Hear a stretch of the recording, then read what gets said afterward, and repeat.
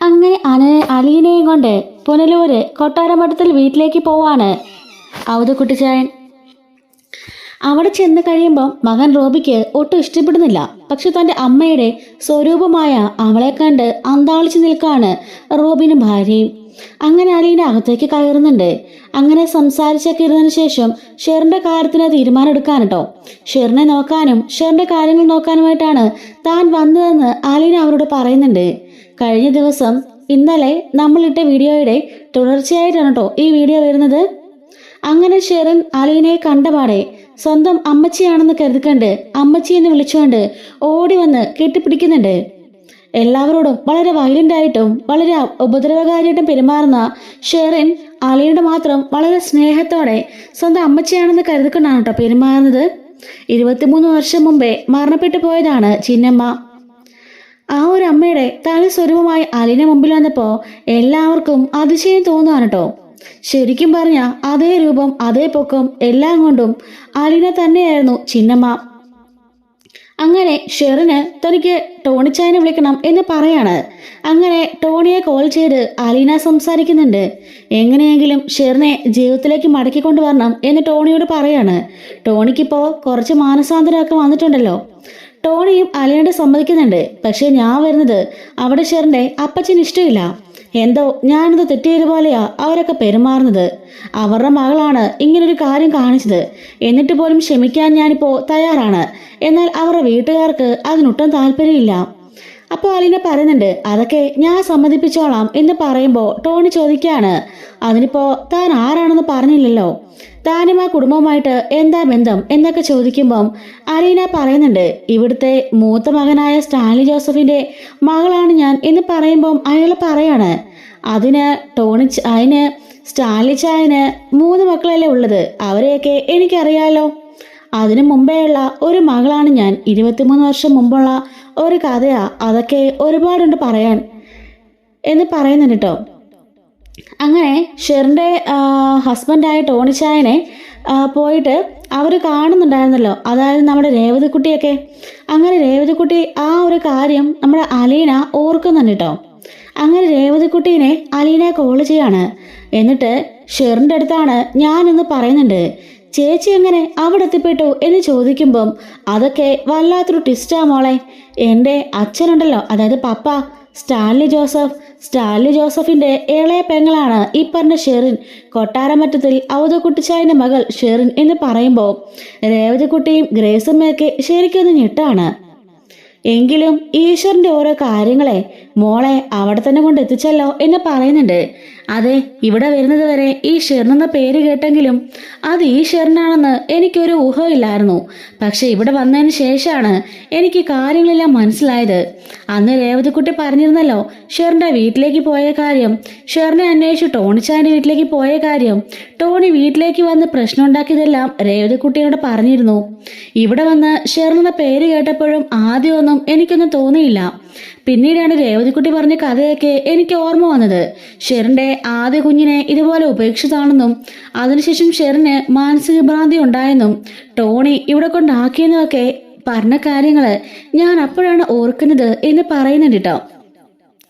രേവതിക്കുട്ടി അപ്പോ ഭയങ്കര സന്തോഷത്തിലാണ്. ഗ്രേസമ്മയും രേവതിക്കുട്ടിയും പറയാണ്, ഞങ്ങളെ പല വിധത്തിലും ആ വീട്ടിലേക്ക് കയറാനും അവിടവുമായി അടുപ്പ് സ്ഥാപിക്കാനൊക്കെ ശ്രമിച്ചതാ, പക്ഷെ നടന്നില്ല. എന്തായാലും മോൾ അവിടെ ചെന്നത് വലിയൊരു കാര്യമായി. ഇനിയിപ്പോ ഞങ്ങളുടെ ആഗ്രഹം നടക്കും. ഷെറിൻ പ്രസവിച്ച കുഞ്ഞെവിടെയാണെന്ന് ഞങ്ങൾക്ക് അറിയണം മോളെ എന്ന് ഗ്രേസമ്മ പറയുമ്പം ആന്റി ഒരു കാരണവശാലും വിഷമിക്കണ്ട. ഇനി എന്റെ ലക്ഷ്യം അതാണ്. എങ്ങനെയെങ്കിലും ഷെറിനെ പഴയ രീതിക്ക് മടക്കി കൊണ്ടുവരണം. അവളെ പഴയ ജീവിതത്തിലേക്ക് കൊണ്ടുവരണം. ടോണിച്ചായനുമായിട്ട് അവളെ ഒരുമിപ്പിക്കണം എന്ന് പറയുമ്പം ഗ്രേസമ്മ പറയാണ്, അത് നടക്കുമെന്ന് തോന്നില്ല. അവന്റെ സ്വഭാവത്തില് കുറച്ച് മാറ്റമൊക്കെ ഉണ്ട്. എങ്കിലും ഷെറിനെ പഴയതുപോലെ സ്നേഹിക്കാൻ അവനാവുമെന്ന് ഞങ്ങൾക്ക് തോന്നുന്നില്ല. ഇവിടെ വന്നന്ന് കുറെ ബഹളമൊക്കെ വെച്ചതാ. പക്ഷേ പിറ്റേ ദിവസം വന്ന് ഞങ്ങളോട് കുറെ മാപ്പൊക്കെ പറഞ്ഞു. എങ്ങനെയെങ്കിലും കണ്ടുപിടിക്കാൻ സഹായിക്കാന്നും പറഞ്ഞല്ലേ അന്ന് പോയത്. പക്ഷേ എന്താ പ്രയോജനം? പിന്നെ മോൾ അവിടെ ചെന്നത് എന്തോ വലിയ അത്ഭുതമാണ് എന്ന് പറയുമ്പം രേവതിക്കുട്ടി പറയാണ്, അപ്പോ അലിന ചേച്ചിയുടെ ആന്റി അല്ലേ ഈ ഷെറിൻ? അതെ, എന്റെ പപ്പയുടെ പെങ്ങൾ എന്ന് പറയാണ്. അതങ്ങനെ ചേച്ചി, രണ്ടുപേർക്കും ഒരേ സ്വഭാവം. കൊട്ടാരമട്ടത്തിൽ അവധക്കുട്ടിച്ചായൻ അന്തസ് പൊക്കി പിടിച്ചു നടക്കുന്ന ആളല്ലേ. എന്നിട്ട് രണ്ട് മക്കളും വിവാഹത്തിന് മുമ്പേ ഇങ്ങനെ ഓരോ കുഞ്ഞുങ്ങളുണ്ടായല്ലോ എന്ന് പറയുമ്പം അലീന പറയാണ്, അതൊക്കെ ഓരോ വിധിയല്ലേ മോളെ, ഈശ്വരന് നിശ്ചയല്ലേ. അതൊക്കെ മാറ്റാൻ ആരെ കൊണ്ടെങ്കിലും ആവോ എന്ന് ചോദിക്കാണ്. എങ്കിലും കൊള്ളാം, ഈ മുത്തശ്ശനല്ലേ ചേച്ചിനെ കളയാൻ പറഞ്ഞത്. അതുപോലെ തന്നെ ഏതെങ്കിലും അനാഥാലയത്തില് ഷെറിഞ്ചേച്ചിയുടെ കുഞ്ഞും കാണും. അതേത് അനാഥാലയത്തിലാ, എവിടെയാണ് ആ കുഞ്ഞ് എന്ന് അറിയണം ചേച്ചി. നമ്മളെപ്പോലെ ഒരു അനാഥക്കുട്ടിയോട് വളരണ്ട. അവളെ, ആ കുഞ്ഞിനെ പൊന്നുപോലെ നോക്കാൻ ദേ ഇവിടെ എൻ്റെ ആൻറ്റി ആങ്കിളും വിഷമിച്ചിരിക്കുക. ആ കുഞ്ഞിനെ കയ്യിലോട്ടൊന്ന് കിട്ടിയാൽ മതി, അവർ പൊന്നുപോലെ നോക്കിക്കോളും എന്ന് പറയുമ്പോൾ അലീന പറയുന്നുണ്ട്, ഞാൻ എന്തായാലും അപ്പച്ചനോട് ഒന്ന് ചോദിച്ചു നോക്കട്ടെ, അതുപോലെ തന്നെ ബാക്കി കാര്യങ്ങൾ കൂടി ഒന്ന് തീരുമാനിക്കണം എന്നൊക്കെ പറയാണ്. അങ്ങനെ ഷെറിനെ കാണുന്ന ഡോക്ടർ അങ്ങോട്ടേക്ക് വരുന്നുണ്ട്. അലീന ഡോക്ടറോട് ചോദിക്കുകയാണ് ഇപ്പോഴത്തെ സിറ്റുവേഷനും കാര്യങ്ങളും എല്ലാം.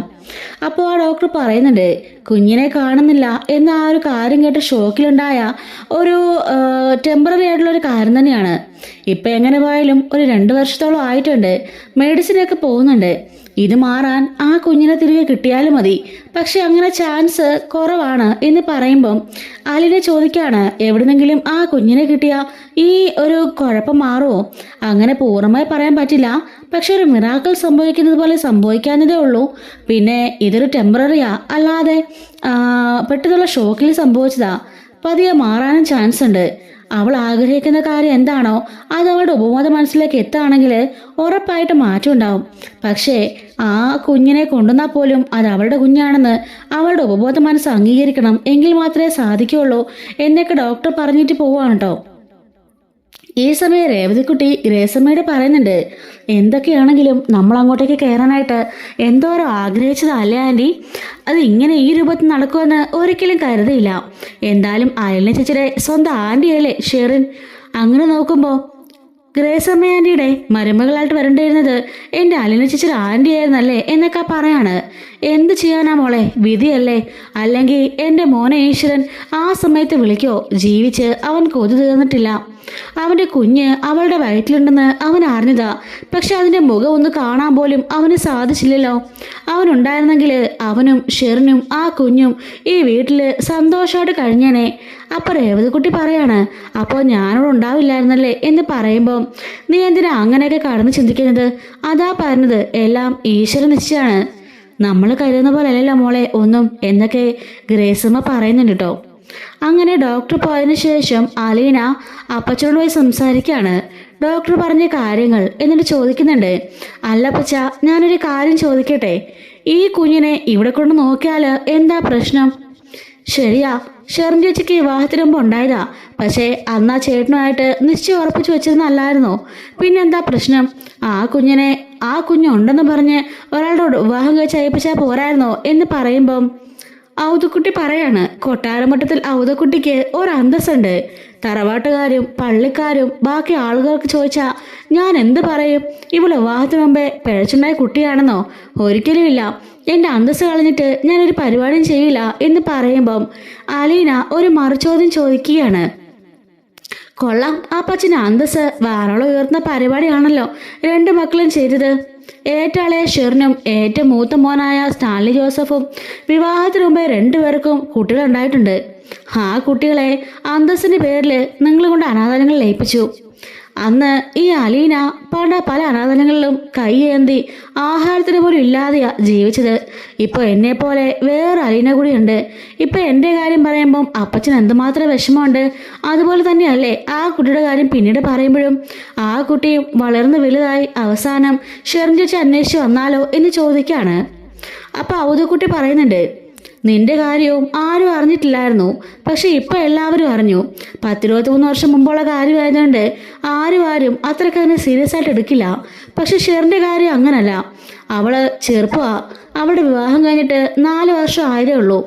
ഈ സമയത്ത് ഇങ്ങനൊരു കാര്യം കൂടി പുറത്തറിഞ്ഞാലേ ആകെ വിഷയമാണ്. ഷെറിൻ ഇതുപോലെ മാനസികം തെറ്റിയെന്ന് പോലും പല കുടുംബക്കാർക്കും പല പള്ളിക്കാർക്കും ഒന്നും അറിയില്ല. ടോണിയുടെ വീട്ടിൽ നിന്ന് കൊണ്ടുവന്ന കാര്യം പോലും പല കാര്യങ്ങളും ആളുകൾക്കൊന്നും അറിയില്ല. അതുപോലെ ഞാൻ കാത്തു സൂക്ഷിച്ചുകൊണ്ടിരിക്കുക.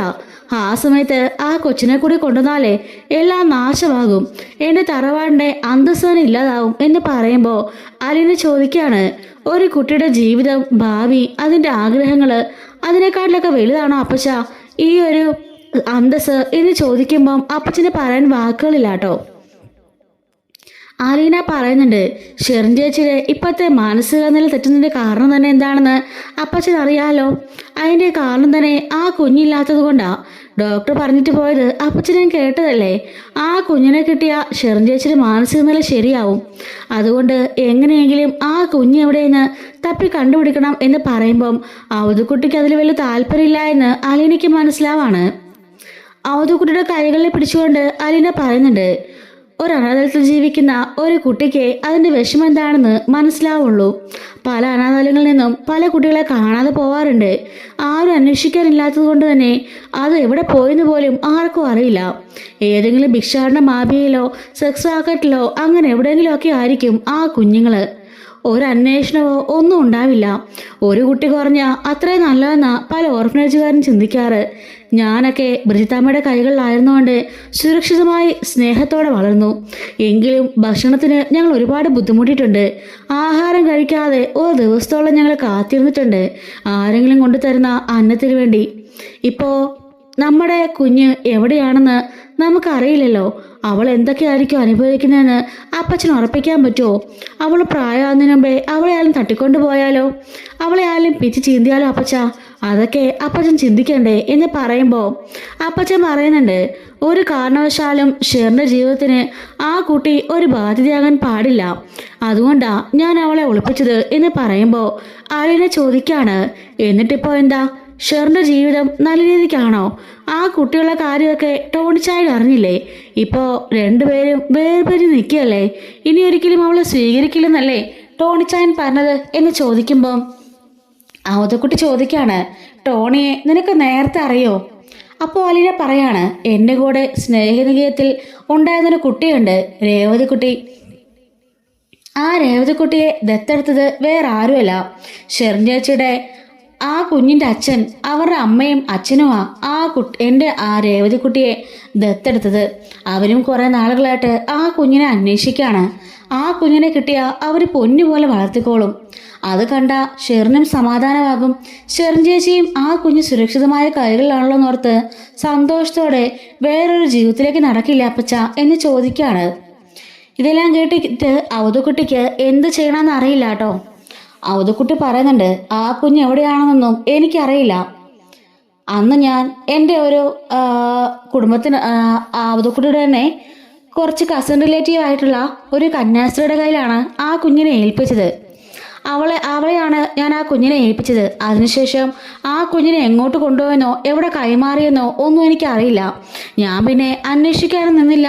അപ്പോൾ അലീന പറയാണ്, ഞാനൊന്ന് അന്വേഷിച്ചോട്ടെ? അതിൻ്റെ ആവശ്യമുണ്ടോ അലീന? എല്ലാം കഴിഞ്ഞുപോയ കാര്യങ്ങളല്ലേ, വീണ്ടും അത് പൊടി തട്ടിയെടുക്കേണ്ട എന്താവശ്യമാണുള്ളത്? അപ്പച്ചനപ്പോൾ ഷെറിൻ ജീവിതത്തിലേക്ക് ഒരിക്കലും മടങ്ങി വരണ്ടെന്നാണോ ആഗ്രഹം? എൻ്റെ ആൻറ്റിയല്ലേ ഷെറിൻ? അപ്പോൾ ഷെറിനെ കൈപിടിച്ച് ഉയർത്തിക്കൊണ്ട് വരേണ്ടത് എൻ്റെയും കൂടെ അത്യാവശ്യമാണ്. ഷെറിനെ പഴയ ജീവിതത്തിലേക്ക് തിരിച്ചു കൊണ്ടുവരണം. ആ കുഞ്ഞ് സുരക്ഷിതമായ കൈകളിലാണെന്ന് ആൻറ്റിക്ക് മനസ്സിലായ പിന്നെ ആൻറ്റിക്കൊരു പ്രശ്നവും കാണില്ല. പിന്നെ പഴയ ജീവിതത്തിലേക്ക് മടങ്ങിപ്പോണം. ടോണിച്ചായനുമായിട്ട് സന്തോഷമായിട്ട് അവർ ജീവിക്കണം. ഗ്രേസമ്മ ആൻറ്റിയും അതുപോലെ തന്നെ മാമച്ചനങ്ങളും അവർക്കൊരു കുഞ്ഞില്ലാതെ അവർ ഒരുപാട് വിഷമിക്കുന്നുണ്ട്. അതുകൊണ്ടാണ് രേവതിക്കുട്ടിയെ അവർ ദത്തെടുത്തത് പോലും. ഇങ്ങനൊരു കുഞ്ഞ് ജീവനുണ്ടെന്ന് അവരറിഞ്ഞത് തന്നെ വലിയ കാര്യമാണ്. രേവതിക്കുട്ടിയോട് ചെന്നതിന് ശേഷമാണ് ഷെറിൻ ആദ്യം ഗർഭിണിയായിരുന്നെന്ന് പോലും അവരറിയുന്നത്. അതിനുശേഷമാണ് അങ്ങനൊരു പ്രതീക്ഷ പോലും അവരുടെ മനസ്സിലുണ്ടായത്. ഒറ്റ മോനല്ലേ അവർക്കുണ്ടായിരുന്നുള്ളൂ. ആ മോൻ്റെ കുഞ്ഞ് ലോകത്ത് ജീവിച്ചിരിപ്പുണ്ടെന്ന് അവരറിയുകയും ചെയ്തു. ആ കുഞ്ഞിനെങ്കിലും വളർത്താനുള്ള അവകാശം ആ ഒരു അവർക്ക് ആ ഒരു ആനുകൂല്യമെങ്കിലും അവർക്ക് ചെയ്തു കൊടുത്തൂടെ എന്ന് ചോദിക്കുമ്പം അവധക്കുട്ടി ആലോചിക്കുകയാണ്. അവതക്കുട്ടി പറയുന്നുണ്ട്, എൻ്റെ മകൾക്ക് ദോഷം വരാത്ത രീതിയിൽ എന്ത് ചെയ്താലും എനിക്ക് കുഴപ്പമില്ല.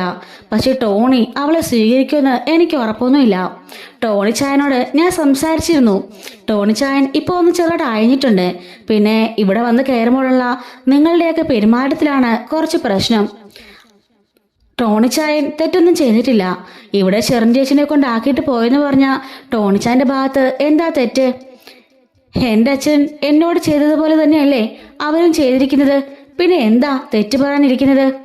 എൻ്റെ പാലായുള്ള അച്ഛൻ ഈ സത്യങ്ങളിൽ അറിഞ്ഞപ്പോൾ എന്തുമാത്രം ഷോക്കായെന്ന് എനിക്കറിയാം. ഇന്നും അമ്മയുമായിട്ട് ഒരു ബന്ധവുമില്ല. 2 തവണ അറ്റാക്ക് വന്നു. പാവം ജീവിച്ചവുമായിട്ട് നടക്കുക. അതേ അവസ്ഥയല്ലേ ടോണിച്ചായൻ്റെ? അവരും ചെറുപ്പമല്ലേ. ഇപ്പോൾ അവരറിഞ്ഞുള്ള അവസ്ഥ ഒന്ന് ആലോചിച്ച് നോക്കി. പിന്നെ ഇവിടെ വരുമ്പോഴുള്ള റൂഡായിട്ടുള്ള ബിഹേവിയറും കൂടെ ആകുമ്പോൾ എന്തായിരിക്കും ടോണിച്ചായൻ്റെ അവസ്ഥ? അതുകൊണ്ട് ടോണിച്ചായനുമായിട്ട് നിങ്ങൾ നല്ല രീതിക്ക് മയപ്പെടുകയാണെങ്കിൽ തന്നെ കുറച്ച് പ്രതീക്ഷയ്ക്കുണ്ടാവും. മോളെ, ഞങ്ങൾ അവൻ്റെ വീട്ടിൽ പോയി സംസാരിച്ചതാ. സംസാരിക്കാതൊന്നും ഇരുന്നല്ല. പക്ഷെ അവൻ്റെ അപ്പച്ചനും അമ്മച്ചിയൊന്നും ഒട്ടും അടുക്കില്ല. അവിടുന്ന് ഞങ്ങളെ അപമാനിച്ചാണ് അന്ന് ഇറക്കി വിട്ടത്. ഇതുപോലെ പിഴച്ച ഒരു മോളെ കൊണ്ട് നടന്നിട്ടാണോ ഞങ്ങളുടെ മകൻ്റെ ജീവിതം നകർത്തതെന്നൊക്കെ എൻ്റെ മുഖത്ത് നോക്കി ചോദിച്ചു. അന്ന് അവിടുന്ന് ഞങ്ങളെ ആട്ടി പുറത്താക്കായിരുന്നു. അതുകൊണ്ടാണ് വീണ്ടും ഞങ്ങൾ ആ ഒരു ബന്ധത്തിലേക്ക് പോവാത്തത്. ഷെറിൻ്റെ അസുഖമൊക്കെ മാറി വേറെ വിവാഹത്തിലേക്ക് കടത്താനാണ് ഞങ്ങളുടെ പ്ലാൻ എന്ന് പറയുമ്പം ആലിനെ ചോദിക്കുകയാണ്. ആദ്യം ഒരാളെ ആൻറ്റി പ്രേമിച്ചു, അതിലൊരു കുഞ്ഞുണ്ടായി. 2ാമതൊരാളെ വിവാഹം കഴിച്ചു. ഇനി അയാളെ ഉപേക്ഷിച്ച് 3ാമതൊരു വിവാഹം കഴിക്കണമെന്നാണോ അപ്പച്ചൻ പറയുന്നത്? അത് ഷെറിനാൻറ്റിയെ കൊണ്ട് പറ്റുമെന്ന് അപ്പച്ചന് തോന്നുന്നുണ്ടോ എന്ന് ചോദിക്കുകയാണ്. ഇങ്ങനെ വിവരക്കേട് ചിന്തിക്കാതെ അപ്പച്ച, ആദ്യം എങ്ങനെയെങ്കിലും ആ കുഞ്ഞിനെ കണ്ടെത്തണം. എങ്കിൽ മാത്രമേ ആനയുടെ അസുഖം മാറുള്ളൂ. അതിനുശേഷം ടോണിച്ചായനുമായിട്ട് ഒന്നിപ്പിക്കണം. കുട്ടീനെ നിങ്ങൾക്ക് നോക്കാനാവില്ലെന്നൊക്കെ എനിക്ക് മനസ്സിലായി. അപ്പച്ചന് പ്രായമായി. അപ്പച്ചൻ്റെ ഈ മോനും ഭാര്യയും ഒരിക്കലും നോക്കില്ലെന്നും അറിയാം. അവളെ നോക്കാൻ ഏറ്റവും അധികം ആഗ്രഹിച്ചിരിക്കുന്ന 2 ആത്മാക്കളുണ്ട് ഈ ലോകത്ത്, ഗ്രേസമ്മ ആൻറ്റിയും മാമച്ചരങ്ങളും. അവരുടെ കയ്യിലേക്ക് ആ കുഞ്ഞിനെ ഏൽപ്പിച്ചാലേ അവരവരുടെ മോനെ വളർത്തിയതിനേക്കാൾ സ്നേഹത്തോടെ പൊന്നുപോലെ ആ കുഞ്ഞിനെ വളർത്തും. ഏതോ അനാഥാലയത്തിൽ ആരുമില്ലാത്തവളെ പോലെ അവളെ കഴിയല്ലേ എന്ന് ചോദിക്കണം കേട്ടോ. മോൾ എന്താണെന്ന് വെച്ചാൽ ചെയ്തോ. മോള് എല്ലാം നല്ലതിനു വേണ്ടി ചെയ്യുള്ളെന്ന് അപ്പച്ചനറിയാം എന്നും പറഞ്ഞുകൊണ്ട് അവതക്കുട്ടിച്ചായൻ അവിടുന്ന് പോകുന്നുണ്ട്. അവതക്കുട്ടിയുടെ കയ്യിൽ നിന്നും അങ്ങനെ ഒരു ഇത് കിട്ടിയത് കൊണ്ട് തന്നെ അലീന വലിയ സന്തോഷത്തിലാവുന്നുണ്ട് കേട്ടോ. അങ്ങനെ അലീന അവതക്കുട്ടിയുടെ ആ ഒരു പറഞ്ഞ ഡിസ്റ്റന്റ് റിലേറ്റീവിൻ്റെ നമ്പറൊക്കെ തപ്പിയെടുക്കുന്നുണ്ട്. അവരന്ന് കന്യാസ്ത്രീ മഠത്തിൽ ജോലി സ്റ്റാർട്ട് ചെയ്യുന്ന സമയമായിരുന്നു കേട്ടോ. ഇപ്പം 10-23 വർഷം കഴിഞ്ഞല്ലോ. അവിടുത്തെ ഒരു സീനിയർ ആയിട്ടുള്ളൊരു കന്യാസ്ത്രീ ആയിരിക്കും ആ ഒരു സ്ത്രീ കേട്ടോ. അങ്ങനെ അലീന അവരെ കോള് ചെയ്യാണ്. എന്നിട്ട് സ്റ്റാലിയുടെ മകളാണെന്ന് പറയുമ്പം ഡാനിയാണോ എന്ന് ചോദിക്കുമ്പം അല്ല അലീനയാണെന്ന് പറയുമ്പം അലീനയോ സ്റ്റാലി ചായൻ അങ്ങനെ ഒരു മകളില്ലല്ലോ എന്ന് പറയുമ്പം അലീന നടന്ന സംഭവങ്ങളെല്ലാം പറയുന്നുണ്ട്. അപ്പോൾ ഇതൊന്നും അവരറിഞ്ഞിട്ടില്ല കേട്ടോ. അതായത് ആ ഒരു കന്യാസ്ത്രീ അവരിതൊന്നും അറിഞ്ഞിട്ടില്ല. അലീനനെ നേരിട്ട് കാണുമെന്ന് അവർ പറയുമ്പോൾ ഞാൻ പള്ളിയിലേക്ക് വരാം എന്ന് അലീന പറയുന്നുണ്ട് കേട്ടോ. അങ്ങനെ അവിടുത്തെ കാറിൽ അലീന ആ ഒരു കന്യാസ്ത്രീനെ അന്വേഷിച്ച് അങ്ങോട്ടേക്ക് പോകുന്നുണ്ട് കേട്ടോ. അങ്ങോട്ടേക്ക് ചെല്ലുമ്പം അവളെ ആ ഒരു മദർ ആനയിക്കുന്നുണ്ട് അങ്ങോട്ടേക്ക്. അങ്ങനെ അകത്തേക്ക് കുരിശ് വരച്ച് അകത്തേക്ക് കയറ്റാണ്.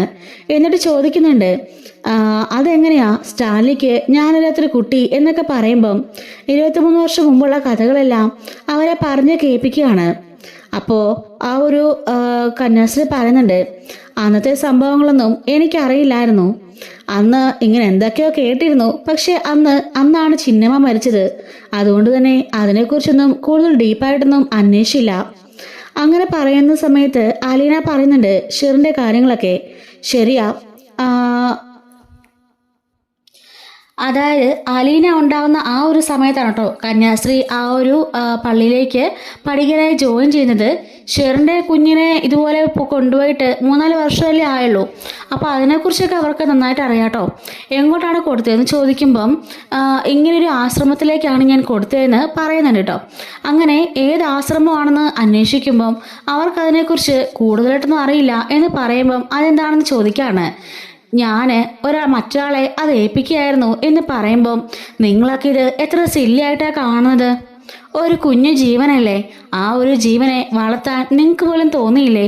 അല്ലെങ്കിൽ അപ്പച്ചനോട് സംസാരിക്കാനും നിങ്ങൾക്ക് തോന്നിയില്ലേ? ഒരു കുഞ്ഞിനെ കൊണ്ടുവന്ന് അങ്ങനെയൊക്കെ കൊടുക്കാൻ നിങ്ങൾക്ക് എങ്ങനെ മനസ്സ് വന്നു എന്ന് ചോദിക്കാറുണ്ടോ? ആദ്യം അടുത്തുള്ളൊരു സ്ഥലത്തേക്ക് തന്നെയാണ് ചിന്നുമോളെ കൊടുത്തത്. പക്ഷേ അതിനുശേഷം എപ്പോഴും ഷെറിൻ വരുമ്പം ചിന്നുമോളെ കാണാൻ പോകുന്നതൊക്കെ കണ്ടുകൊണ്ടാണ് അവധുക്കുട്ടി രണ്ടാമത് സ്ഥലം മാറ്റിയത് കേട്ടോ. കാരണം അതങ്ങാനും ടോണി അറിഞ്ഞ് പ്രശ്നമാവുമെന്ന് കരുതിയിട്ടാണ് മാറ്റിയത്.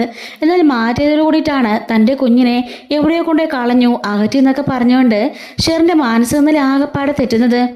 അങ്ങനെ ആദ്യം കൊണ്ടുപോയി കൊടുത്ത സ്ഥലമാണ് ഈ ഒരു കന്യാസ്ത്രീക്ക് അറിയാമെന്ന് കേട്ടോ. അങ്ങനെ അവർ അതിൻ്റെ ഡീറ്റെയിൽസും കാര്യങ്ങളെല്ലാം പറഞ്ഞു കൊടുക്കുകയാണ്. ആദ്യം ആ കുഞ്ഞിനെ ഞാൻ അങ്ങോട്ടാണ് ഏൽപ്പിച്ചത്, അതൊരു പെൺകുട്ടിയായിരുന്നു എന്ന് പറയാണ്. അങ്ങനെ അലീന ആ ഒരു മഠത്തിലേക്ക് അതും അന്വേഷിച്ച് പോകുന്നുണ്ട് കേട്ടോ. അപ്പോഴേക്കും അവർ പറയുന്നുണ്ട്, ശരിയാണ്, 4 വർഷം മുമ്പ് ഒരു കുഞ്ഞിനെ അവർ കൊണ്ട് ഏൽപ്പിച്ചിരുന്നു. അതിനുശേഷം 1-2 വർഷം കഴിഞ്ഞപ്പോൾ അവിടുത്തെ ആ അപ്പച്ചൻ തന്നെയാണ് സ്ഥലം മാറ്റാൻ ആവശ്യപ്പെട്ടത്. കാരണം ആ കുട്ടി സ്ഥിരമായിട്ട് ഇവിടെ വരാറുണ്ടായിരുന്നു. ആ കുഞ്ഞിൻ്റെ അമ്മ ആഴ്ചയിൽ ഒരിക്കലെങ്കിലും വന്ന് ആ കുഞ്ഞിനെ കണ്ട് കുഞ്ഞിൻ്റെ കൂടെ കുറേ സമയം ഇരുന്ന് എന്നിട്ടേ പോവുള്ളായിരുന്നു. പക്ഷേ അത് അപകടമാണെന്ന് തോന്നിക്കൊണ്ടാ ആ അപ്പച്ചൻ ഇവിടുന്ന് മാറ്റാൻ പറഞ്ഞത്. പിന്നെ നമ്മുടെ സ്ഥാപനത്തിലേക്ക് കുറേ സംഭാവന നൽകി എന്നൊക്കെ പറയുന്നുണ്ട്. ആ കുഞ്ഞിനെ എങ്ങോട്ടേക്കാണ് മാറ്റിയെന്നറിയോ എന്ന് ചോദിക്കാൻ കേട്ടോ. അപ്പോഴേക്കും അവർ പറയുന്നുണ്ട്, അത് പിന്നെ പണ്ട് ഒരു വർഷമായി കാണും, ഒരു മമ്മി ഉണ്ടായിരുന്നു, ഞങ്ങളൊക്കെ ഒരുപാട് ആരാധിച്ചിരുന്ന ഒരു സ്ത്രീയാണ്. അവർ മരിച്ചുപോയി. അവർ അനാഥാലയത്തിലേക്കാണ് ആ കുഞ്ഞിനെ മാറ്റിയെന്നാണ് ഞങ്ങളുടെ ഓർമ്മ. രജിസ്റ്ററൊക്കെ ഒന്ന് തപ്പിയെടുക്കണം എന്ന് പറയുന്നുണ്ട്. അങ്ങനെ രജിസ്റ്ററൊക്കെ പോയി തപ്പിയെടുക്കുകയാണ് കേട്ടോ. ശരിയാ, ഞാൻ പറഞ്ഞത് വളരെ കറക്റ്റാ. ഒരു 2-3 വർഷമായി കാണും. ആ ഒരു സമയത്താണ് ആ കുഞ്ഞിനെ അങ്ങോട്ടേക്ക് ഷിഫ്റ്റ് ചെയ്തത്. ആ കുഞ്ഞിൻ്റെ കൊണ്ട് ഏൽപ്പിച്ചത് എവിടെയാണെന്ന് അലീന ചോദിക്കുമ്പം ബർജിത്ത എന്ന് പറഞ്ഞ ഒരു മമ്മയുണ്ട്. ആ സ്ത്രീയുടെ കൈകളിലേക്കാണെന്ന് അറിയുമ്പം അലീന പൊട്ടിക്കരഞ്ഞു പോവാണ്. എന്താ മോളെ, എന്താ കാര്യം എന്ന് ചോദിക്കുമ്പം ആ ബർജിത്ത മമ്മയുടെ സ്നേഹനികയത്തിലാണ് ഞാനും വളർന്നത്. എന്നെ വളർത്തിയതും ആ അമ്മയാ. ആ മമ്മിയുടെ കൈകളിലാണ് എന്നെ കൊണ്ടുവന്ന് എൻ്റെ ബന്ധുക്കളെ ഏൽപ്പിച്ചത്. അവിടെ തന്നെയാണോ ആ കുഞ്ഞു എന്ന് ചോദിക്കുമ്പം അതെ എന്ന് പറയാണ്. അപ്പോൾ അലീനയ്ക്ക് സംശയം തോന്നുന്നുണ്ട്. സ്നേഹനിലയത്തിൽ ഒരുപാട് കുട്ടികളുണ്ടായിരുന്നു, അതിലാരാണെന്ന് എങ്ങനെ തിരിച്ചറിയും എന്ന് പറയുമ്പം ആ കുഞ്ഞിന് ഒരു പേരിട്ടിട്ടുണ്ടായിരുന്നു, ചിന്നുമോൾ എന്ന് പറയാണ്. ആ പേര് കേൾക്കുന്നത് കൂടി അലീന ആകെപ്പാട് ഞെട്ടിപ്പോവാണേ. ചിന്നുമോളോ എന്ന് ചോദിക്കുമ്പം അതെ, ചിന്നുമോളെന്ന പേര് ദാ രജിസ്റ്ററിലുണ്ട്. ബ്രിജിത്ത മമ്മിയുടെ കൈകളിലേക്കാണ് ആ കുഞ്ഞിനെ ഏൽപ്പിച്ചത്. പക്ഷേ അത് ആ ഷെറിന് അറിയില്ലായിരുന്നു. അങ്ങനെയാ ആ കുട്ടിക്ക് മാനസികനില തെറ്റിപ്പോയത്. അതിനെക്കുറിച്ചൊക്കെ ഞങ്ങൾ അറിയാറുണ്ട്. പിന്നെ ഒരിക്കലും ആ കുഞ്ഞിനെ കാണാൻ പാടില്ലെന്ന് അവരെ കുടുംബത്തിൽ നിന്ന് അറിയിച്ചുകൊണ്ടാണ് ഞങ്ങൾ മാറ്റിയതും അങ്ങോട്ടേക്ക് ആക്കിയതും എന്നൊക്കെ പറയാം കേട്ടോ. ഇപ്പോൾ ആ ബ്രിജിത്ത മമ്മി മരിച്ചുപോയി. അതിനുശേഷം ആ കുഞ്ഞുങ്ങളെല്ലാം വേറെ സ്ഥലങ്ങളിലേക്ക് മാറ്റിയില്ലേ? മോളും അവിടെ അല്ലായിരുന്നോ എന്ന് ചോദിക്കുമ്പം അതെ, ഞങ്ങളെപ്പോലെ ഒരുപാട് പേര് ആ ഒരു മമ്മിയുടെ തണലിൽ ജീവിച്ചുകൊണ്ടിരുന്നതാ. ഞാനൊരു വീട്ടിലേക്ക് മാറി, എൻ്റെ അനിയത്തി രേവതിക്കുട്ടിയും മാറി. ഈ ചിന്നുമോളെ വളർത്തിയതും ഞാൻ തന്നെയാ. ചിന്നുമോളിപ്പോൾ ത്യാഗഭവനിലാണെന്ന് പറയുമ്പം ആ ത്യാഗഭവൻ അതെനിക്കറിയാം, കൊല്ലത്തല്ലേ എന്ന് ചോദിക്കുമ്പം അതേന്ന് പറയാണ്. ചിന്നുമോളിപ്പോൾ അവിടെയാണെന്ന് ചോദിക്കുമ്പം അതേന്ന് പറയുന്നുണ്ട്. കൈക്കുഞ്ഞായിട്ടാണ് ഞങ്ങളുടെയൊക്കെ കൈ കിട്ടിയത്. എന്ത് ചെയ്യാനാ, ഓരോ അച്ഛനും അമ്മയും ഇങ്ങനെയൊക്കെ ചെയ്തു കൂട്ടും. എന്നിട്ട് കുഞ്ഞുങ്ങളെ കൊണ്ടുപോയി ഏതെങ്കിലും അനാഥാലയത്തിൽ ഏൽപ്പിക്കും. ആ കുഞ്ഞുങ്ങൾ ജീവിതകാലം മുഴുവനും നരകയാതന അനുഭവിക്കും എന്നൊക്കെ അവിടുത്തെ മദർ പറയുന്നുണ്ട് കേട്ടോ. അങ്ങനെ അലീന വളരെ സന്തോഷത്തോടു കൂടിയിട്ട് അവിടുന്ന് ഇറങ്ങുന്നുണ്ട്. എന്നിട്ട് ആദ്യം തന്നെ രേവതിക്കുട്ടിയെ വിളിച്ചിട്ട് ഈ സംഭവങ്ങളെല്ലാം പറയാണേ. രേവതിക്കുട്ടി ഇത് കേട്ട് ഞെട്ടിപ്പോകുന്നുണ്ട്. നമ്മുടെ ചിന്നുമോളോ എന്ന് ചോദിക്കുകയാണ്. അപ്പോഴേക്കും ഗ്രേസിൻ്റെ മാമച്ചനും എന്താ മോളെ, എന്താ അലീന പറഞ്ഞെന്ന് ചോദിക്കുമ്പം ആൻറ്റീന്നും പറഞ്ഞുകൊണ്ട് ഓടി വന്ന് രേവതിക്കുട്ടി കെട്ടിപ്പിടിച്ച് കുറേ ഉമ്മ കൊടുക്കുന്നുണ്ട്. എന്താ മോളെ, നീ കാര്യം പറ, ഭയങ്കര സന്തോഷമാണല്ലോടി നീ എന്ന് രേവതിക്കുട്ടിയോട് മാമച്ചനും ചോദിക്കുകയാണ്. നമ്മൾ ഇത്ര നാളും അന്വേഷിച്ച നമ്മുടെ ചേട്ടൻ്റെ കുഞ്ഞ് ആരാന്നറിയോ? ഷെറിൻ ചേച്ചിയുടെ കുഞ്ഞ് എന്ന് ചോദിക്കുമ്പം ആരാന്ന് ചോദിക്കുമ്പം നമ്മുടെ ചിന്നുമോളാണ് എന്ന് പറയാണ്. ചിന്നുമോളോ എന്നും പറഞ്ഞ് മാമച്ചനും ഗ്രേസമ്മയും ഞെട്ടിപ്പോകുന്നുണ്ട്. നീ പറഞ്ഞൊക്കെ സത്യമാണോ? അതെ ആൻറ്റി, സത്യ. അന്ന് ഷെറിൻ ചേച്ചിയുടെ അപ്പച്ചനെ കുഞ്ഞിനെ ഏൽപ്പിച്ചത് അവരുടെ കസിനായിട്ടുള്ള ഒരു കന്യാസ്ത്രീയുടെ കയ്യിലായിരുന്നു. അങ്ങനെ തപ്പിപ്പിടിച്ച് ആ കന്യാസ്ത്രീയുടെ അടുത്ത് ഇരുന്നപ്പോൾ അവർ വേറൊരു ആശ്രമത്തിൽ ഏൽപ്പിച്ചെന്നാ പറഞ്ഞത്. അങ്ങനെ അവിടെ ചെന്നു അന്വേഷിച്ചപ്പോഴാണ് ഷെറിൻ ചേച്ചി കൂടെ കാണാൻ വന്നിരുന്നതുകൊണ്ട് അവിടുന്ന് മാറ്റാൻ അപ്പച്ചൻ ആവശ്യപ്പെട്ടതുകൊണ്ട് ആ കുഞ്ഞിനെ ഞങ്ങളുടെ ബ്രിജിതാമ്മയുടെ കൈകളിൽ ഏൽപ്പിച്ചേന്ന് ഞങ്ങളുടെ സ്നേഹനികേതത്തിലേക്ക് അവിടുന്ന് ഞാനും എൻ്റെ അലിന ചേച്ചിയുവാ ഞങ്ങളുടെ ചിന്നമോളെ വളർത്തിയത്. ഇപ്പോൾ ചിന്നമോള് ത്യാഗഭവനിലല്ലേ എന്ന് പറയുന്നുണ്ട് കേട്ടോ. ഇത് കേട്ട് നമ്മുടെ ഗ്രേസമ്മയ്ക്ക് കരയണോ ചിരിക്കണോ സന്തോഷിക്കണോ ഒന്നും അറിയില്ല. അവര് പറഞ്ഞതെല്ലാം സത്യമാണോ മോളെ, എൻ്റെ മോൻ്റെ കുഞ്ഞു തന്നെയാണോ ചിന്നമോള് എന്ന് ചോദിക്കുമ്പം അതെ ആൻറ്റി, ചേച്ചി കള്ളം പറയില്ലെന്ന് ബ്രിജിതാമ്മയ്ക്ക് ഗ്രേസമ്മ ആൻറ്റിക്ക് അറിയാമല്ലോ. ചേച്ചിയാ എന്നെ വിളിച്ചിട്ട് ഈ കാര്യങ്ങളെല്ലാം പറഞ്ഞത്. ചേച്ചിയും വല്ലാതെ എക്സൈറ്റഡില്ല എന്നൊക്കെ പറയുന്നുണ്ട്. എൻ്റെ ഈശ്വര, എൻ്റെ കുഞ്ഞിനെ എൻ്റെ കൈകളിൽ ഏൽപ്പിക്കുകയായിരുന്നെങ്കിൽ ഇനി ഒരു പ്രതീക്ഷയില്ലാതെ ഞങ്ങൾ ജീവിക്കായിരുന്നു. അപ്പോഴാ നിന്നെ ഞങ്ങളുടെ കയ്യിലേക്ക് കിട്ടിയത്. നിന്നെ കിട്ടിക്കഴിഞ്ഞപ്പോഴാ നീ കാരണം ഞങ്ങൾ അറിഞ്ഞത് ഞങ്ങളുടെ മകന് ഒരു കുഞ്ഞുണ്ടെന്ന് പോലും. ഇപ്പോൾ ആ കുഞ്ഞിനെ കൂടി ഈശ്വരൻ ഞങ്ങളുടെ കൈകളിലേക്ക് തരാൻ പോവാണോ എന്നും പറഞ്ഞുകൊണ്ട് ഗ്രേസമ്മയും മാമച്ചനും അവിടെ ഇരുന്ന് കരയാണ് കേട്ടോ. എന്തായാലും നമുക്ക് അങ്ങോട്ടേക്ക് പോകണം, കൊട്ടാരമരത്തിലേക്ക് എന്ന് ഗ്രേസമ്മയും മാമച്ചനും പറയുന്നുണ്ട് കേട്ടോ. അങ്ങനെ അലീന സത്യങ്ങളെല്ലാം അറിഞ്ഞുകൊണ്ട് നേരെ കൊട്ടാരമഠത്തിൽ വീട്ടിലേക്ക് വരികയാണ്. അവതക്കുട്ടി ഈ സമയം മുറിയിലിരിക്കുകയായിരിക്കും. അലീന ഓടി വന്ന് അപ്പച്ചനോട് പറയുന്നുണ്ട്, സ്നേഹനികേതത്തില് എൻ്റെ കയ്യിൽ ഒരു കുഞ്ഞിനെ കിട്ടിയിരുന്നു. അന്ന് ഏകദേശം ആ കുഞ്ഞിന് ഒരു വയസ്സേ ഉള്ളൂ. ആ കുഞ്ഞിനെ ഇത്രത്തോളം വളർത്തിയത് ഞാനും എൻ്റെ രേവതിക്കുട്ടിയും. ആ കുഞ്ഞിപ്പോൾ ത്യാഗഭവനില. ഓൾ ആരുടെ കാര്യം പറയുന്നേ? ചിന്നമ്മളുടെ കാര്യം എന്ന് പറയുമ്പോൾ അപ്പച്ചൻ ഞെട്ടുന്നുണ്ട് കേട്ടോ. കാരണം പേര് ചിന്നമോളാണെന്നൊക്കെ അപ്പച്ചൻ അറിയാമല്ലോ. ആ ചിന്നമോൾ എന്ന് പറയുമ്പം അതെ, ഇവിടുത്തെ സന്തതിയാ, ഷെർനാൻഡിയുടെ മോള്. ആ കുഞ്ഞിനെ വളർത്തിയത് ഞാൻ അപ്പച്ച. കഴിഞ്ഞ ആഴ്ച കൂടി ഞാൻ പോയിട്ട് എൻ്റെ കുഞ്ഞിനെ കണ്ടിട്ട് വന്നതേ ഉള്ളൂ. അവളെ ആരെങ്കിലും ദത്തെടുക്കാനൊക്കെ ആയിട്ട് ഞങ്ങളുടെ അനുവാദം വേണം, അതൊരിക്കലും സമ്മതിക്കില്ലെന്ന് പറഞ്ഞിട്ടാ ഞങ്ങൾ വന്നതും എന്നൊക്കെ പറഞ്ഞുകൊണ്ട് അപ്പച്ചൻ്റെ കൈ പിടിച്ച് പൊട്ടിക്കരയുന്നുണ്ട്.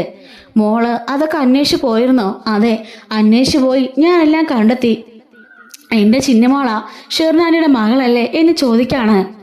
അലീന, ഞാനൊരു കാര്യം പറയട്ടെ, ഷെറിൻ്റെ ജീവിതത്തിന് അതൊരിക്കലും ഒരു ബാധ്യതയാകാൻ പാടില്ല.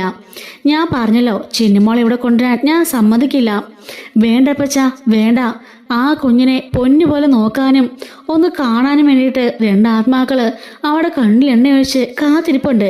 ആ പാവങ്ങൾക്ക് മതി ഈ കുഞ്ഞിനെ എന്ന് പറയുമ്പോൾ അപ്പച്ചന് ഒന്നും മിണ്ടാനില്ലാതെ അവിടെ നിൽക്കാൻ കേട്ടോ. ഓടിച്ചെന്ന് അലീന ഷെറിനെ കെട്ടിപ്പിടിക്കുന്നുണ്ട്. നിന്റെ മോളെ ഞാൻ കണ്ടുപിടിച്ചു ആനയുടെ മോളെ ഞാൻ കണ്ടുപിടിച്ചു എന്ന് പറയുമ്പം എൻ്റെ കുഞ്ഞിനെ കണ്ടുപിടിച്ചോ എന്ന് ചോദിക്കുമ്പം അതെ എന്ന് പറയുന്നുണ്ട്. എനിക്കിപ്പോൾ കാണാം എൻ്റെ കുഞ്ഞിനെ എന്ന് പറയുമ്പം ഇത്രയും ക്ഷമിച്ചില്ലേ, അമ്മച്ചി പറഞ്ഞത് മോളെ കേൾക്കില്ലേ, മോക്ക് ഈ അമ്മച്ചി കൊണ്ട് തരും എൻ്റെ മോടെ കുഞ്ഞിനെ എന്ന് പറയുമ്പം അമ്മച്ചിയാണെന്ന് പറഞ്ഞുകൊണ്ട് അവളെ കെട്ടിപ്പിടിക്കുന്നുണ്ട് കേട്ടോ. ഇതേ സമയം രേവതിക്കുട്ടിയും അതുപോലെ ഗ്രേസമ്മ ആൻറ്റിയും മാമച്ചനങ്ങളും കൂടിയിട്ട് കൊട്ടാരമഠത്തിൽ വീട്ടിലേക്ക് വരികയാണ്. അവർ വന്നത് കാണുന്നു തന്നെ അവതക്കുട്ടിക്ക് ദേഷ്യം വരുന്നുണ്ട് കേട്ടോ. പക്ഷെ അലീന അവരെ സ്വീകരിച്ച് അകത്തേക്ക് ഇരുത്തുമ്പം അയാൾക്കൊന്നും പറയാനാവുന്നില്ല.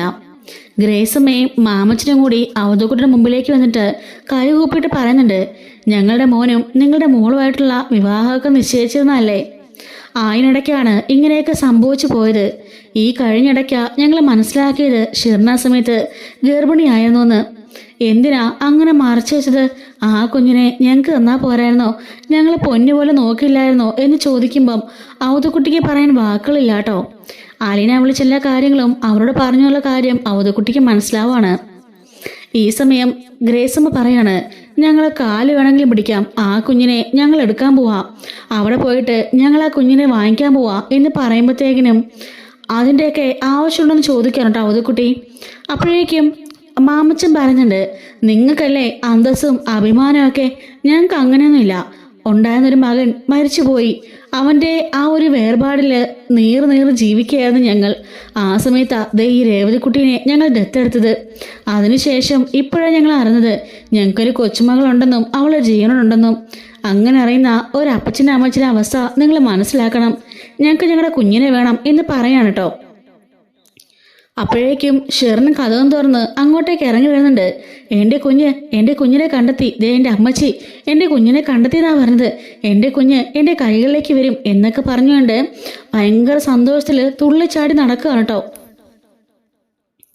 അങ്ങനെ അങ്ങോട്ടേക്ക് ടോണിയെ കൂടി അലീന വിളിച്ചു വരുത്തുന്നുണ്ട്. ടോണിയും അങ്ങോട്ടേക്ക് വരികയാണ് കേട്ടോ. ഔതക്കുട്ടിക്ക് ഇതൊന്നും അങ്ങോട്ട് സഹിക്കാനാവുന്നില്ല. ഇത്രയും കാലം താൻ കാത്തു സൂക്ഷിച്ച തൻ്റെ അന്തസ്സ് അഭിമാനമൊക്കെ കാറ്റിൽ പറന്ന് പോവാന്ന് അയാൾക്ക് നല്ല പേടിയുണ്ട്. അങ്ങനെ ടോണി വന്നുടനെ ഓടിച്ചെന്ന് നമ്മുടെ ഷെറിന് കെട്ടിപ്പിടിക്കുകയാണ് കേട്ടോ. എന്നെ കൂടെ കൊണ്ടുപോ ടോണിച്ച എന്നൊക്കെ പറഞ്ഞിട്ട് കരയുന്നുണ്ട്. ഈ സമയത്ത് അലീന പറയാണ്, ടോണിച്ച ഞാനൊരു കാര്യം ചോദിക്കട്ടെ, കുഞ്ഞിനെ കൊണ്ടുവന്ന് ഷെറിൻ്റെ കൂടെ 1-2 ദിവസം നിർത്താണെങ്കിൽ ഷെറിൻ്റെ ഈ മാനസിക പ്രയാസങ്ങളെല്ലാം മാറും. അതുപോലെ തന്നെ ഗ്രേസമ്മയുടെ മാമച്ചൻ്റെ കയ്യിൽ ആ കുഞ്ഞിനെ ഏൽപ്പിച്ച് അവളെ സുരക്ഷിതയാണെന്ന് കണ്ടാൽ ഷെറിൻ വീണ്ടും പഴയതുപോലെയാവും. അങ്ങനെയാണെങ്കിൽ ഇരു കൈ നീട്ടി ഷെറിനെ സ്വീകരിക്കാൻ ടോണിച്ചാൻ സമ്മതമാണോ എന്ന് ചോദിക്കുമ്പം ഒരു നിമിഷം അവിടെ ഒന്ന് ആലോചിക്കാണ് കേട്ടോ ടോണി. എന്നിട്ട് പറയുന്നുണ്ട്, എനിക്ക് സമ്മതമാണ്. ഷെറിനെ ഞാനിപ്പം ഒരുപാട് സ്നേഹിക്കുന്നുണ്ട്. ശരിയാ, ഷെറിന് തെറ്റുപറ്റിപ്പോയി, എന്നോട് പറഞ്ഞുമില്ല. എങ്കിലും അവളെ ഞാനിപ്പോൾ ആത്മാർത്ഥത്തോടെ സ്നേഹിക്കുന്നുണ്ട് എന്ന് പറയുമ്പം ഔതുക്കുട്ടിക്ക് അത് വലിയ സന്തോഷമാവുന്നുണ്ട് കേട്ടോ.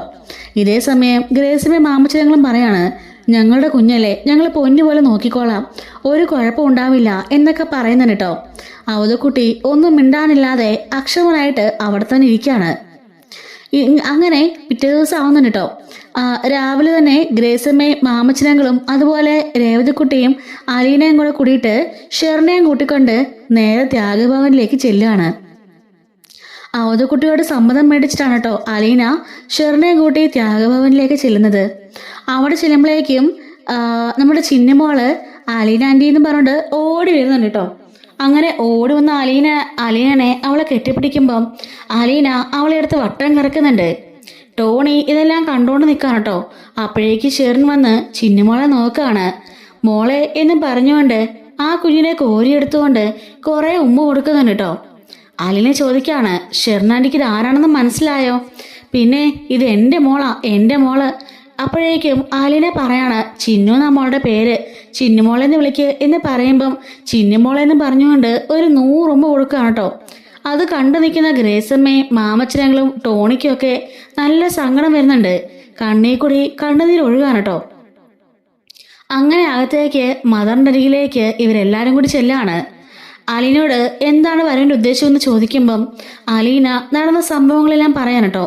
ഈ ഷെറിൻ്റെ മകളാണ് ഈ കുഞ്ഞെന്നും അതുപോലെ ഇവരുടെ അപ്പച്ചനും കൊണ്ട് ഏൽപ്പിച്ചതാണെന്നും കൈമറിഞ്ഞ് ഇവിടെ എത്തിയതാണെന്നും അങ്ങനെയുള്ള കാര്യങ്ങളെല്ലാം പറയുമ്പം മദർ പറയുന്നുണ്ട്, ഇവിടുത്തെ പ്രൊസീജിയേഴ്സും കാര്യങ്ങളെല്ലാം മോക്ക് അറിയാവുന്നതല്ലേ, അങ്ങനെ പെട്ടെന്നുള്ള കയറി വന്നിട്ട് ഇത് എൻ്റെ കുഞ്ഞാന്നൊക്കെ പറഞ്ഞാലും നമുക്ക് വിട്ടുകൊടുക്കാനാവില്ലെന്ന് മോക്ക് അറിയില്ലെന്ന് ചോദിക്കുമ്പം അതൊക്കെ അറിയാം, ദേ ഈ നിൽക്കുന്ന ഗ്രേസമ്മയാനിയുടെയും മാമച്ചനങ്ങളും പണ്ടൊരിക്കൽ കുഞ്ഞിനെ കാണാൻ വന്നത് ഓർക്കുന്നില്ലെന്ന് ചോദിക്കുമ്പം പിന്നെ മറക്കാനാവോ? ഇവിടെ വന്ന് അവർ കുറേ സംഭാവനയൊക്കെ തന്നിട്ടുള്ളതല്ലേ, അങ്ങനെയുള്ളവരൊക്കെ നമ്മൾ മറക്കും അലീന എന്ന് ചോദിക്കാണ്.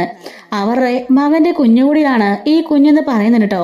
അവർക്ക് ഈ കുഞ്ഞിനെ ദത്തെടുക്കാൻ താല്പര്യമുണ്ട് എന്ന് പറയുമ്പം അതിനുള്ള നൂലാമാലകളും പ്രശ്നങ്ങളൊക്കെ അലീനയ്ക്ക് അറിയാലോ എന്ന് ചോദിക്കുമ്പം ഏത് വിധേനയും അത് നടത്താൻ ഞങ്ങൾ തയ്യാറാ, എത്ര കാലം കാത്തിരുന്നാലും കുഞ്ഞിന് ഞങ്ങൾക്ക് കിട്ടണം എന്ന് പറയുമ്പോൾ ആ ഓർമ്മ ഇന്നലെ വന്നിരുന്നു ഈ കുട്ടിയുടെ സ്പോൺസർഷിപ്പിന് വേണ്ടിയിട്ട്. നിങ്ങൾക്ക് താല്പര്യമില്ലെന്ന് ഞാൻ പറഞ്ഞിട്ടുണ്ട്, പക്ഷെ ഒരു ഭയങ്കര വാശിയില്ല എന്ന് പറയുമ്പം അതിനെ പറയാണ്, ആ കുഞ്ഞിന് ഒരു അമ്മയും അച്ഛനും ഉണ്ട്, മുത്തശ്ശനും കുടുംബക്കാരും എല്ലാം ഉണ്ടെന്ന് മദർ പറഞ്ഞേക്ക്, അതോടുകൂടിയ പ്രശ്നം അവസാനിക്കുമല്ലോ എന്ന് പറയാണ്.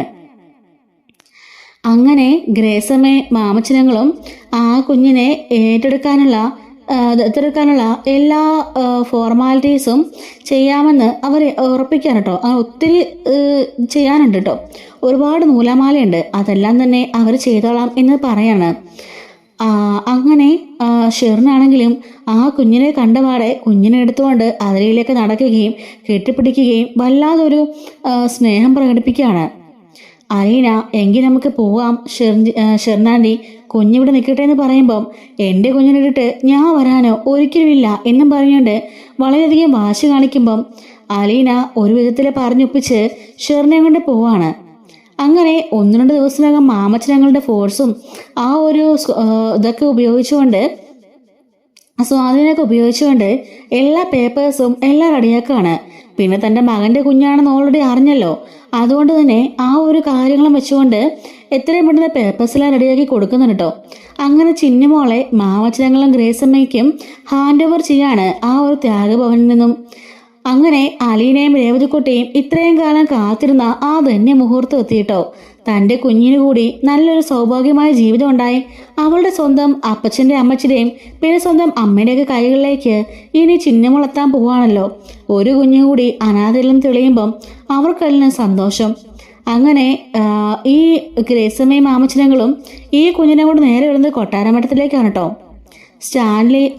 നമ്മുടെ അവധക്കുട്ടിക്ക് ഈ കുഞ്ഞിനെ കണ്ടിട്ടും ഒരു സ്നേഹം പോലും തോന്നില്ല. ഈ സമയം ഷെറിൻ ആ കുഞ്ഞിനെ കൊണ്ടു നടക്കുന്നതായിട്ട് അയാൾക്ക് ദേഷ്യം കൂടിയാണ് കേട്ടോ വരുന്നത്. അങ്ങനെ ടോണി അപ്പച്ചനോട് പറയാണ്, എന്തൊക്കെ പറഞ്ഞാലും അത് ഷെറിൻ പ്രസവിച്ച കുഞ്ഞാ, അവക്ക് ആ ഒരു വിഷമം മനസ്സിലാവുള്ളൂ. ഇനിയിപ്പോൾ ഞങ്ങൾക്കൊരു കുട്ടി ഉണ്ടായാൽ കൂടി ആ കുഞ്ഞ് നഷ്ടപ്പെട്ടാൽ അതിൻ്റെ വേദന എന്താണെന്ന് ഞങ്ങൾക്കല്ലേ അറിയുള്ളൂ. അവളോട് നിങ്ങൾ ചെയ്തത് ഏറ്റവും വലിയ ക്രൂരതയാ. ആ കുഞ്ഞിനെ അവളുടെ കൺവെട്ടത്തുനിന്ന് എന്തിനാ കൊണ്ടുപോയത്? അതാണ് നിങ്ങൾ ചെയ്ത ഏറ്റവും വലിയ തെറ്റ്. എന്തൊക്കെയാണെങ്കിലും അവളുടെ സ്വന്തം അച്ഛൻ്റെ വീട്ടുകാർ എത്തിയല്ലോ അവളെ കൊണ്ടുപോകാൻ. ഇത് നിങ്ങളുടെ അന്തസ്സിനൊന്നും ഒരു കോട്ടാൻ പറ്റില്ല. പിന്നെ ഷെറിനിപ്പോൾ നോർമലായി വരുന്നുണ്ടല്ലോ. അവൾ നോർമലാകുമ്പോൾ ഞാൻ അവളെ കൊണ്ടുപോയിക്കോളാം. എൻ്റെ വീട്ടുകാരെയൊക്കെ പറഞ്ഞ് ഞാൻ മനസ്സിലാക്കിച്ചോളാം. അവളെ പൊന്നുപോലെ ഞാനിത് നോക്കിക്കോളാം എന്നൊക്കെ ടോണി പറയുന്നുണ്ട്.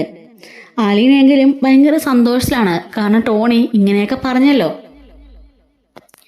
ഗ്രേസമ്മയും മാമച്ചനങ്ങളും രേവതിക്കുട്ടിയും കുറച്ച് ദിവസം കുഞ്ഞിനെയും കൊണ്ട് അവിടെ തന്നെ നിൽക്കാൻ തീരുമാനിക്കുകയാണ്. എങ്ങനെയെങ്കിലും ഷെറിന് മാറ്റമുണ്ടോയെന്ന് അറിയണമല്ലോ. അങ്ങനെ ഷെറിനും ടോണിയും കുഞ്ഞും മാമച്ചനങ്ങളും ഗ്രേസമ്മയാൻ്റെയും എല്ലാവരും അവിടെ തന്നെ താമസിക്കാൻ കേട്ടോ. അങ്ങനെ ഷെറിൻ്റെ സ്വഭാവത്തിലും ആ ഒരു പെരുമാറ്റത്തിലൊക്കെ നല്ല മാറ്റം കണ്ടുവരുന്നുണ്ട്. എല്ലാവരോടുമുള്ള ആ ഒരു ഇതൊക്കെ മാറുന്നുണ്ട് കേട്ടോ. ആ ഒരു വയലൻറ്റും എല്ലാം മാറുകയാണ്. എല്ലാവരും പ്രതീക്ഷനേക്കാളും വളരെ വേഗത്തിൽ തന്നെ അവൾ ഇമ്പ്രൂവ് ആവുന്നുണ്ട്. ഡോക്ടർ വന്നിട്ടും നല്ല ഇമ്പ്രൂവ് ആവുന്നുണ്ട്. ഞാൻ അന്നേ പറഞ്ഞല്ലേ സ്വന്തം കുഞ്ഞിനെ കിട്ടുകയാണെങ്കിൽ ഈ കുട്ടിക്ക് ഭേദമാവുമെന്ന്. ഞാൻ പലതവണ ഇവരോടെല്ലാം പറഞ്ഞതാ. അവരാരും അന്ന് കേൾക്കാൻ തയ്യാറായില്ല. മോള് വന്നതുകൊണ്ട് ഈ കുട്ടിയുടെ ജീവിതം എങ്ങനെ രക്ഷപ്പെട്ടു എന്ന് ഡോക്ടർ പറഞ്ഞു കേട്ടിട്ട് അവധക്കുട്ടിക്ക് തലയും കുനിച്ച് നിൽക്കാം കേട്ടോ. അങ്ങനെ ആ കുഞ്ഞിനെ ടോണിയും ഷെറിനൊക്കെ പൊന്നുപോലെ തന്നെ നോക്കുകയാണ് കേട്ടോ. അങ്ങനെ ഷെറിന് നല്ല മാറ്റം ഉണ്ടാകുന്നുണ്ട്. അവസാനം ഗ്രേസമ്മയാരെയും മാമച്ചനെ വരെ അവൾ തിരിച്ചറിഞ്ഞു കേട്ടോ. താൻ സ്നേഹിച്ചിരുന്ന ആളുടെ അച്ഛനമ്മയാണെന്ന് വരെ അവൾ മനസ്സിലാക്കുകയാണ്. അങ്ങനെ തൻ്റെ മുമ്പിൽ നിൽക്കുന്ന ചിന്നമ്മയല്ലെന്നും അലീനയാണെന്നും തൻ്റെ സഹോദരൻ്റെ മകളാണെന്നും എല്ലാം ഷെറിൻ മനസ്സിലാക്കുകയാണ്. ഇതുവരെ നടന്ന സംഭവങ്ങളെല്ലാം ഷെറിൻ്റെ മനസ്സോടെ ഓടുന്നുണ്ട് കേട്ടോ. ടോണിയോട് കാല് പിടിച്ച് ഷെറിൻ മാപ്പ് പറയാണ്. ടോണി ഷെറിനോട് ക്ഷമിക്കുന്നുണ്ട്. അവളെ കെട്ടിപ്പിടിച്ച് ആശ്വസിപ്പിക്കുകയാണ് കേട്ടോ. എന്നിട്ട് ഈ കുഞ്ഞിനെ അവരുടെ കയ്യിൽ ഏൽപ്പിക്കണം. നിനക്കിനി എപ്പോൾ വേണമെങ്കിലും വന്ന് കുഞ്ഞിനെ കാണാം. ആരും ഒരു തടസ്സവും ഇല്ല. അവളോട് അച്ഛൻ്റെ വീട്ടിലാണ് നിൽക്കുന്നത്. അവളിപ്പോൾ സുരക്ഷിതമായ കൈകളിലാണെന്നൊക്കെ ടോണി അവളെ പറഞ്ഞ് മനസ്സിലാക്കുകയാണ്. അങ്ങനെ ചിന്നുമോളെ ഗ്രേസമ്മയുടെ മാമച്ചൻ്റെ കൈകളിലേക്ക് ഷെറിൻ ഏൽപ്പിക്കുന്നതിന് കേട്ടോ. അവിടെ നിന്നും ടോണിയുടെ കൂടെ ഷെറിൻ സന്തോഷത്തോടുകൂടി തന്നെ ടോണിച്ചാൻ്റെ വീട്ടിലേക്ക് പോവാണ്. ഇതേ സമയത്ത് അലീനയാണെങ്കിലോ ആ കുഞ്ഞിനെ ഗ്രേസമ്മ മാമച്ചനും കൊണ്ടുപോവാണല്ലോ. അങ്ങനെ അവരും എല്ലാവരും ഭയങ്കര ഹാപ്പിയിലാണ്. ഇത്രയും കാലം തങ്ങൾ അന്വേഷിച്ച് നടന്ന തങ്ങളുടെ കുഞ്ഞിനെ കയ്യിൽ കിട്ടി. ഷെറിൻ്റെ അസുഖം മാറി. ഷെറിൻ ഭർത്താവിൻ്റെ കൂടെ പോയി. ഭർത്താവ് അവളെ സ്വീകരിച്ചു. എല്ലാം കൊണ്ടും അവരുടെ കാര്യത്തിൽ ഒരു ഹാപ്പി എൻഡിങ് തന്നെയാണ് കേട്ടോ. അവധക്കുട്ടി ഇത്രയൊന്നും വിചാരിച്ചിരുന്നില്ല. തൻ്റെ അന്തസ്സ് കണ്ടിട്ട് ഇത്രയും കാലം മകളെ പൂട്ടിയിട്ടിരിക്കുകയായിരുന്നല്ലോ. അതോർത്ത് അയാൾ ദുഃഖിക്കുന്നുണ്ട്. തൻ്റെ മകളിപ്പോൾ നല്ലവണ്ണം ഭർത്താവിൻ്റെ കൂടെ ജീവിക്കാൻ പോകണം പറഞ്ഞിട്ട് അയാൾക്കും സന്തോഷമാവുന്നുണ്ട്. അതുപോലെ തന്നെ തൻ്റെ കൊച്ചുമകളെ അവർ കൊണ്ടുപോയല്ലോ, അവളിന് നന്നായിട്ട് ജീവിക്കുമല്ലോ എന്ന് അയാൾ ഓർക്കുകയാണ് കേട്ടോ. എങ്കിൽ പോലും അയാൾ കാണിച്ചതാണ് ഏറ്റവും വലിയ ചതി. ഈ അലിയുടെ കേസിലും അവധക്കുട്ടി തന്നെ ആയിരുന്നു കേട്ടോ റൗഡി. അന്ന് അവധക്കുട്ടിയോട് ഈ കുട്ടി എന്ത് ചെയ്യണമെന്ന് ചോദിക്കുമ്പം ഒരു അനാഥത്തെ കൊണ്ടാക്കുവോ എവിടെയെങ്കിലും കൊണ്ട് തള്ളുവോ ഒക്കെ ചെയ്യുക എന്നൊന്ന് ഇയാളെ പറഞ്ഞതാണ്. ആ ഒരു കാര്യമൊക്കെ ഓർത്ത് അവധക്കുട്ടി വിഷമിക്കുന്നുണ്ട്. രേവതിക്കുട്ടിയും ഗ്രേസമ്മയാനിമിനെ പറയണ്ടല്ലോ, ഭയങ്കര സന്തോഷത്തിൽ തുള്ളിച്ചാടിക്കൊണ്ടാണ് ആ കുഞ്ഞിനെ കൊണ്ട് പോണത്.